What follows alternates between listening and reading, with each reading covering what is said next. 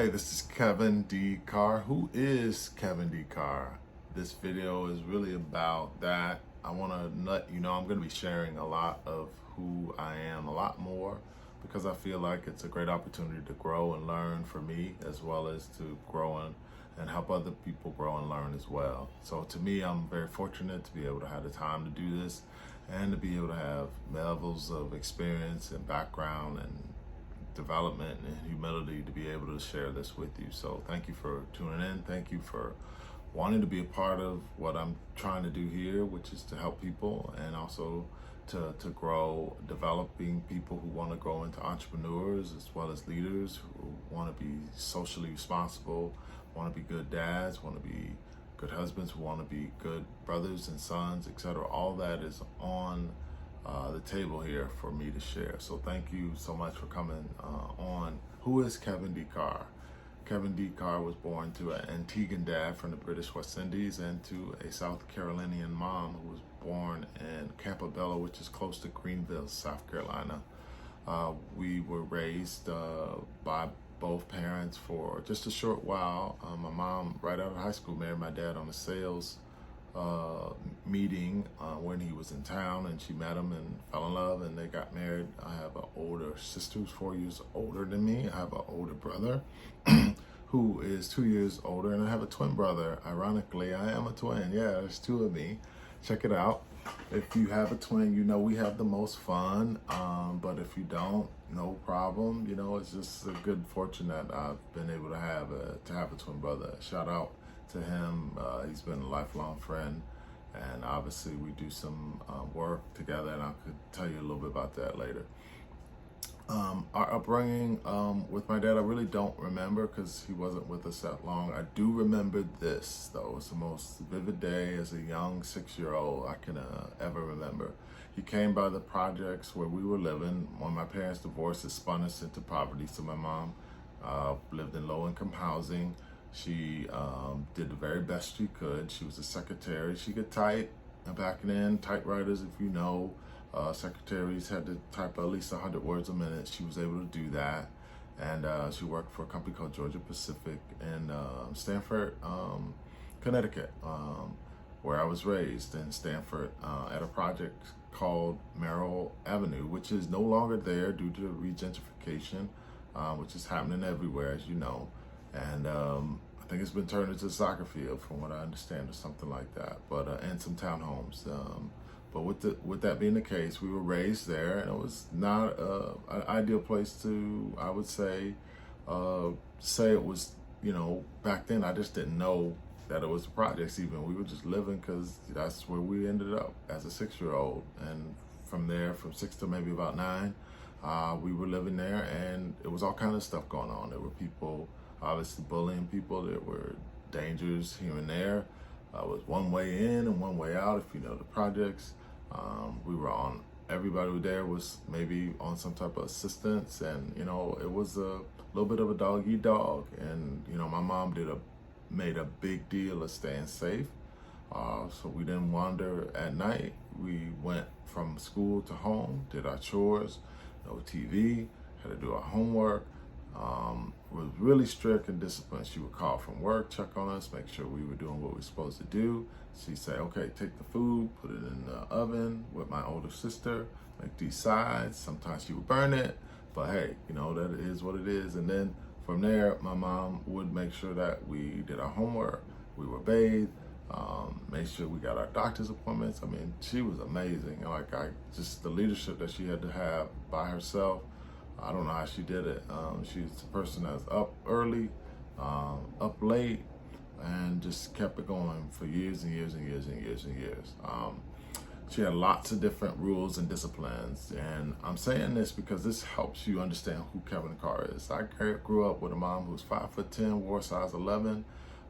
She grew up in a strict household, and she just didn't have any time for play. She said, fear me and fear God. And I would think that you would fear me more because I'm in the living.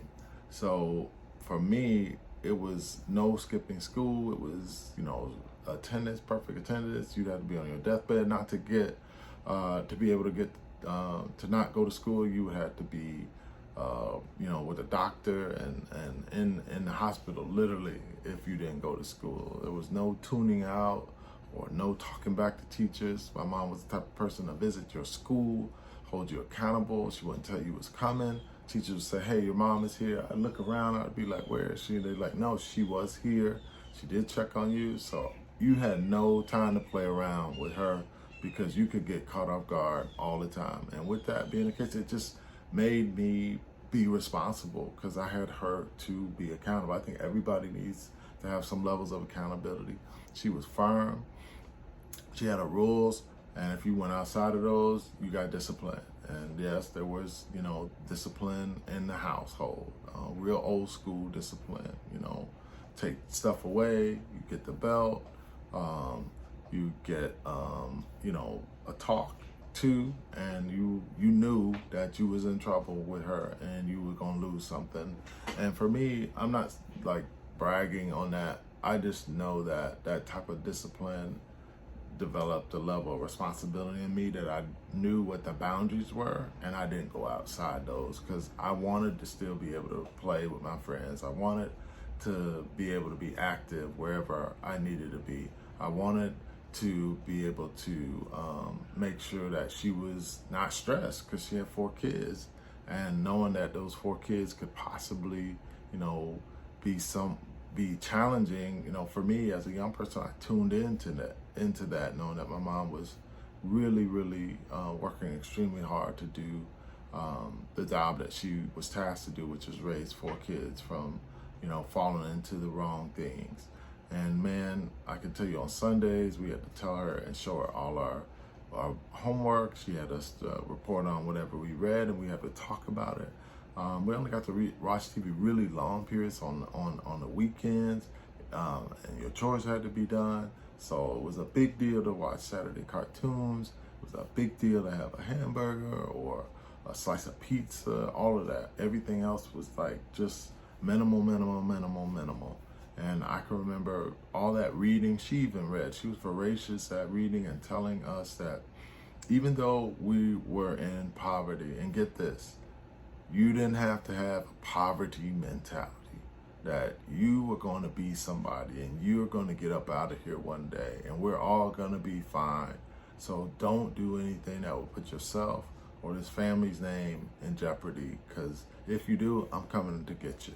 And I can really remember that I didn't want to do anything that put her in that position. So I kept my name good, kept myself out of trouble.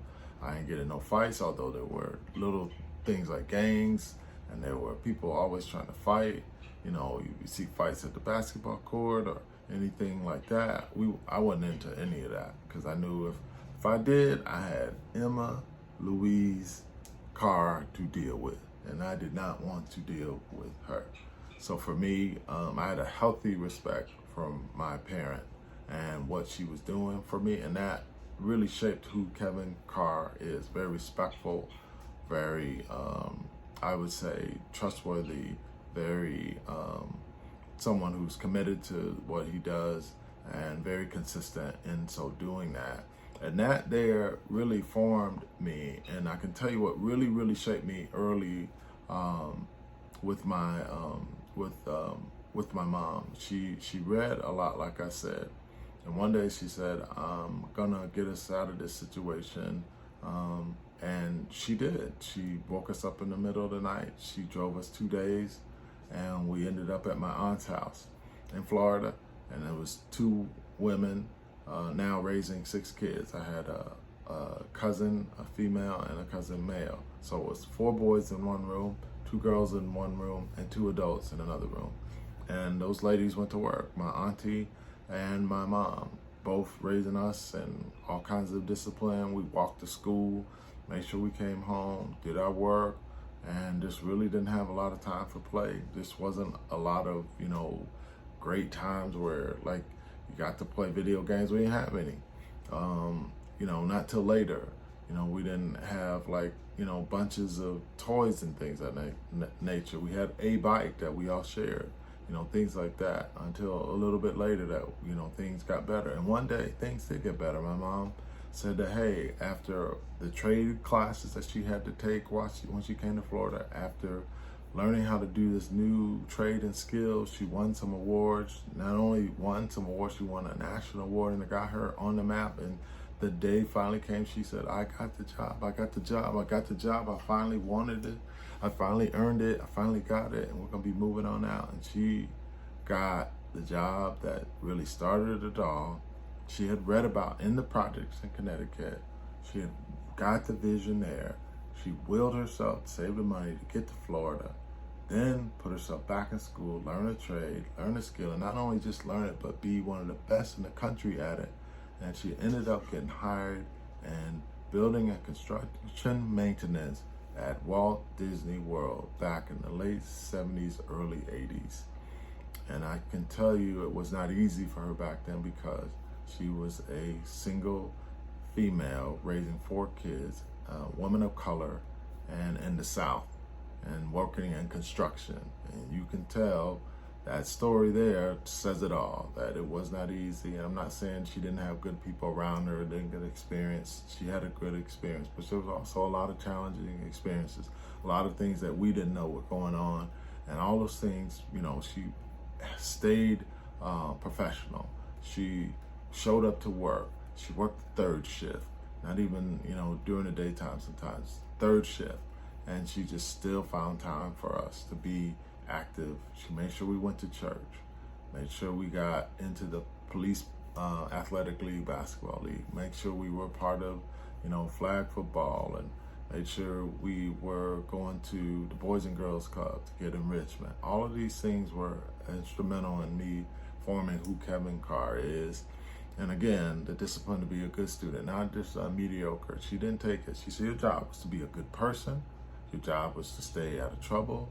Your job was to get the best grades. And when you came home, to do the same thing. Do your job at home, clean up after yourself, do your chores, do stuff outside, the yard work. All those things came before we could play. And a lot of people these days wonder why things are so different with our country and everything in our world.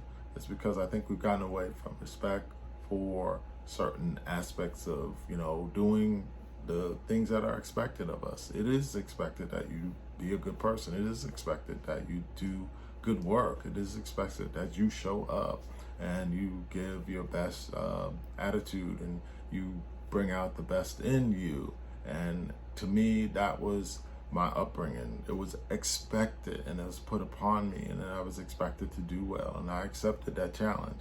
Not everybody's wired like that, but that's who Kevin Carr is, someone who was given some expectation, and I put myself on a level that not only I met it, but oftentimes I tried to exceed it. So for me, when people ask me, you know, who you are and how'd you get to be where you are today, it really starts in the formative years. I was really keen on my mom getting to work and having to discipline herself and not be able to have a lot of luxuries. She had the very basics. No new car ever that I know of. Maybe one, but that was much later in her career. She made it on a little bit. She made a lot. And, you know, got off those public assistants and got into a real job with opportunities to take care of her family, and took us to another level. She literally put us on her back and wheeled us out of poverty and made sure that we got to where we are today. So a lot of who Kevin Carr is was set up early, and I accepted the challenge, and I went to school and I did my work and I stayed out of trouble, and I formed, you know, good relationships with good people. I had a good sense of who was good for me and who was not. So I decided not to partake in things that would put me in a bad position as a young person. And then when I started to develop, you know, interest in, you know, sports and music, and being a bit of a, you know, someone who wanted to go to college, I knew, you know, pretty much that perhaps I could get there. I just didn't know exactly. And that really, you know, began to pique my mind. I had an older brother, like I said, and an older sister. My older sister went straight from high school into a job works program, and she ended up going to work for Disney and works for Disney to this day, has worked there longer than my mom. My older brother actually got a football scholarship, and he was able to be the first in the family to go to college. It was quite amazing to see him do what he did to earn a scholarship to be one of the best athletes in the state of Florida, which is not easy to do, and an offensive lineman at that. He had great skill as a football player and a wrestler, and he did a great job. But unfortunately, when he went to college, he had an injury, and after 2 years, he ended up having to transition out of the college he went to, and then he ended up at another school, and that didn't work out as well, so his football career was done.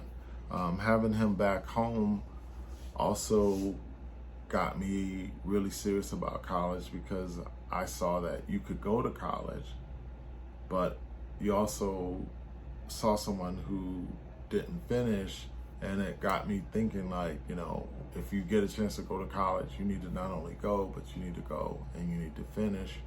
And unfortunately, like I said, for him, it was an injury, but also was part, you know, he spun into a little depression, and he's fine with me telling you this, because it was really challenging for him to no longer play football. That was his identity, and now he had to pick up a new identity. And for me, watching him not make it really formed something in me. How could I possibly go to college and maybe do something to help that kind of person who goes to college but needs that support while they're in college to make sure they get through? So that began my brains turning as to what I could possibly do to potentially go to college. I went and just really began to just think about, you know, what I needed to do to get to college. And watching him, you know, it really struck me that I needed to work harder to possibly get there. And I got into college, really, honestly, I had good grades, but I couldn't test well. Unfortunately, I just wasn't a very good SAT or ACT test taker. So I ended up in a bridge program to Florida State, where I had to go to high school from high school to college immediately. 2 weeks after high school, I was in summer school in college, fighting for my life to potentially be accepted as a fully enrolled and fully, you know, credited student to go to school that fall. So the summer was it. If I didn't make it, I was going to be back home like my brother. And I willed myself, and my twin brother willed himself to really do good enough to finish that semester. But the tough decision, another moment who made Kevin Carr who he is really based on the decision I had to make back then, which was, you know, do I not go to college 2 weeks out of high school and go on this trip that I had planned for as a senior to Hawaii, or do I go to college? Mind you, I had raised $2,500 a family. My mom worked hard. We were selling all kinds of stuff, pizzas, we were selling candy, we were doing everything for a couple of years. And it was a senior trip. And I remember saying, should I go on this trip or should I go to college? And one of the things I really appreciate about my mom, she's, again, one of the greatest coaches that I've ever had and will have the opportunity to ever have. Is she said, like, look, do you want to have fun for 2 weeks and then try to figure out what you want to do for the rest of your life? Or you want to go to college in 2 weeks and start the rest of your life, knowing that you have a potential pathway to go? So I chose the decision to forego the money that I had raised for years and go to college with the hope of getting in as a full-time enrolled student that fall. So for me, it was a huge decision. It was one that was hard to make, but I was able to do it.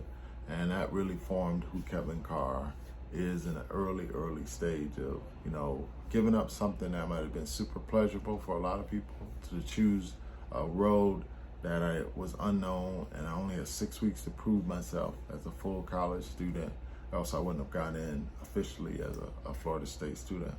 Well, obviously I worked hard enough to pass. I passed by the skin of my teeth. I think my first semester, I didn't make a 3-point. It was somewhere between 2.5 and a 2.7 or something. But it was good enough to get in and fully enrolled. And from there, I was able to go to college and really form, you know, the kind of relationships that you know, really didn't know at the time would be lifelong, but they are, and they still are. And I really enjoyed my college experience. There's so many things I could say about that, and there's so many things I'll go back and at some point and share about. But what was important in college is I didn't always win in college. I didn't always be successful. You know, I struggled in college. It was tough for me leaving, you know, home and not being able to know whether or not I was going to make it for the next 4 years. I went to college, and I'll never forget. My mom didn't have any money for us, and I knew that. And she gave us like $400, my twin brother and I, because he went to college too at Florida State. And she was like, "Look, I hope that lasts you until financial aid," which was 3 weeks later. And we made it last. We made it work. And we ended up getting our financial aid, and that was, you know, right into work study. I worked every semester in college, no time off.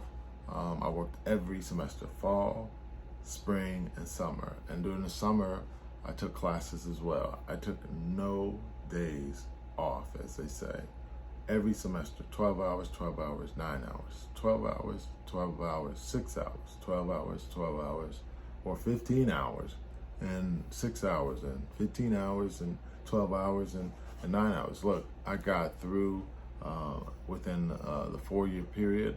And one of the things that was really another great decision that made me a little bit of who I am is that program I came in under, the Bridge program, was really a huge opportunity for me, not only to get in as a student to the university and be given a chance, which I'm forever grateful to for Florida State for having such a program that would allow, you know, a first generation student to go to get the support that I needed to possibly graduate. But for the next 3 summers, I gave back to that program, and I was a resident assistant and a counselor because I wanted to help students like me to get through that experience, to figure out who they were in college and to grow themselves. So I spent every summer doing that as a give back. But what I found is it helped me figure out who Kevin Carr was, because I began to work with Bridge students, minority students, just like me, who were first generation, who had maybe one side of their academics good and the other side not so good. Like, you had good grades, but you didn't have good test scores, or you had good test scores and you didn't have good grades. And for me, I struggled in having bad test scores but good grades, and that program allowed me in. So that next 3 years or so, I gave back every summer to make sure that I helped that next Kevin Carr, male or next female, you know, in that program to make it through and to possibly get their degree. And that really shaped me into who I am. I learned to serve, I learned to give, I learned to be available, I learned to hear and listen and advise and coach and mentor, and put programs together and services together that were really different and unique. And for me at that time, I really didn't realize that I was beginning to shape what I wanted to be. So as I got to the end of that program, I graduated and went home for about 6 months and really had an interest in going back to graduate school. So I applied to a couple schools and got in at Florida State. And with that, Florida State welcomed me back, and I got some assistance to attend graduate school. And guess what? I got to be the coordinator now of the program that allowed me to go to school as an undergrad. Now, as a graduate assistant, I was able to do more work with them and run those programs. So now the program allowed me to be in, now I was actually running it, and it allowed me to work even more intricately on how to be a better developer and a programmer, and working with campus services and officials. I got to see how many interdepartments worked and many opportunities worked, and it was really, really a great experience. And from there, I began to build and build and build my experience. And I can tell you all about graduate school later, because that's a whole nother experience. But it was really amazing to see how that all worked out for me. So when I got to the end of graduate school, and this is really one of those opportunities that I could never have gotten without being in the right place at the right time, was this.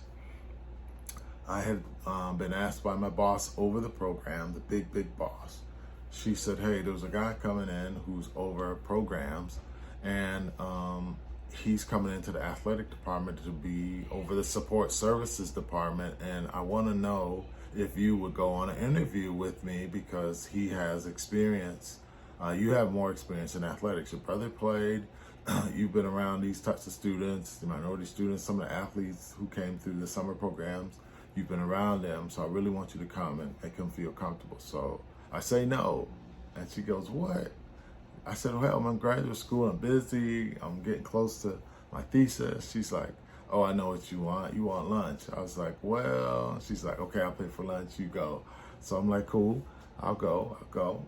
And then that whole experience of sitting down with her, watching her ask professional questions, I made sure I was professional, dressed, made sure I did a little research on the guy. And then she gets a phone call and she says, oh, I'm sorry, I gotta leave, but Kevin will take care of you. And he's one of our best counselors, and the summer program has a lot of student athletes in, so you can ask him a lot of programs and services questions about the university, because he's dealt with minority students and he's dealt with, student athletes. So I said, sure.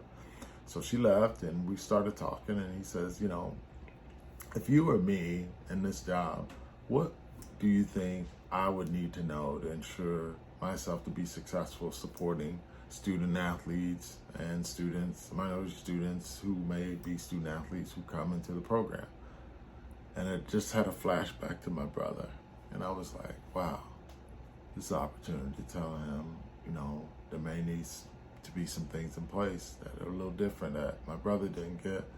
So I go into it, and I go into it with a ton of passion and energy. I said, you know what?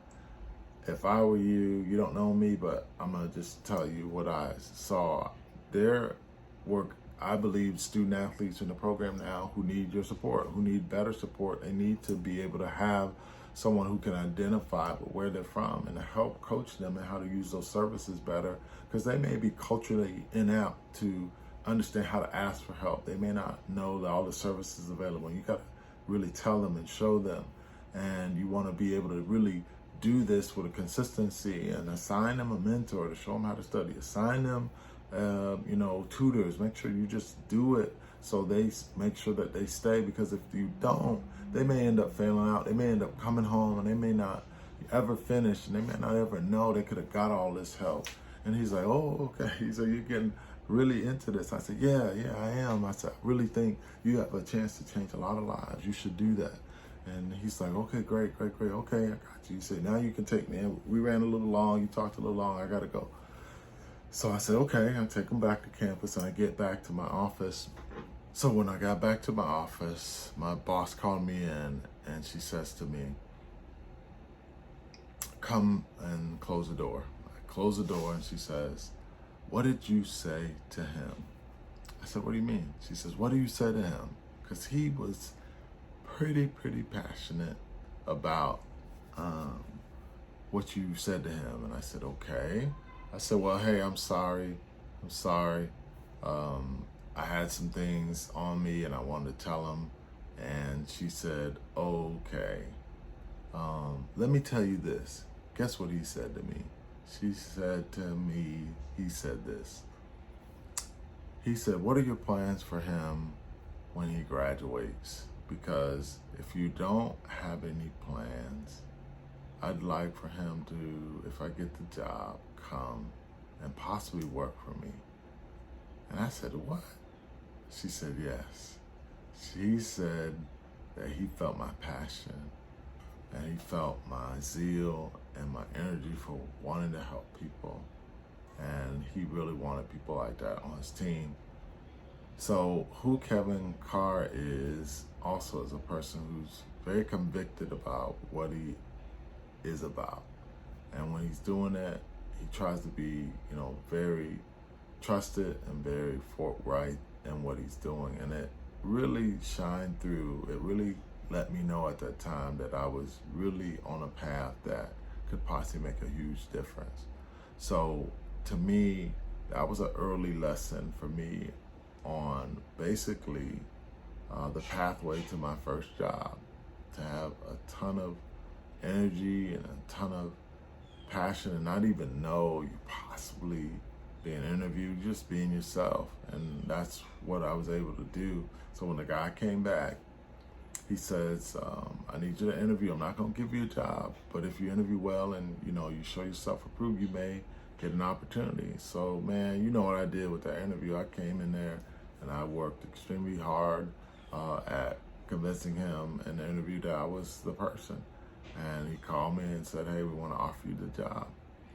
And really, that was my beginning of my beginning. I flash back to all those years working with students and all those different programs, even as a kid that I went through, the Police Athletic League, Boys and Girls Club, being in the band, playing sports, being organized, thinking back to all the things my mom did, to make me who I am. And lo and behold, I get the opportunity to be offered a job by just displaying who I was. So I'm saying who Kevin Carr is someone who is really very, very humble, where he, does his work and tries to be extremely forthright in delivering upon what he says he's going to do. But at the same time, I'm a learner, and, I'm someone who will open himself up and give as much as he can to a situation and hope for the best. And a lot of situations has worked out like that for me. So I'm going to close out on this just saying it's been a pleasure to tell you who Kevin D. Carr is. Looking forward to sharing more. I'm so grateful and thankful to have the type of people in my life, like my mom and my siblings and my family, who I'll be talking more about. But really, the steps on, beginning of how I, came to be is really more. There's so much more there. So I just want to encourage you to humbly stay. Let's stay connected. That you continue to watch and hopefully learn some things. But I really got to be where I'm at really by just being committed to the work and committed to consistency and really trying to do the very best I can. I have not been perfect, but certainly have been very fortunate in most of the opportunities I have ever had. So I'll be sharing a little bit more on how the journey has been and where yet I still would like to go. So I appreciate you and look forward to hearing and talking more from you in the future.